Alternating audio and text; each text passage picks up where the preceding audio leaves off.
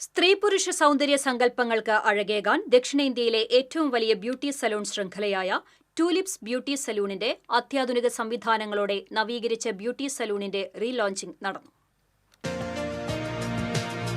Thrissur city സെന്ററിൽ നടന്ന നവീകരിച്ച ബ്യൂട്ടി സലൂണിന്റെ ഉദ്ഘാടനം city centre managing director CS Saleem നിർവഹിച്ചു.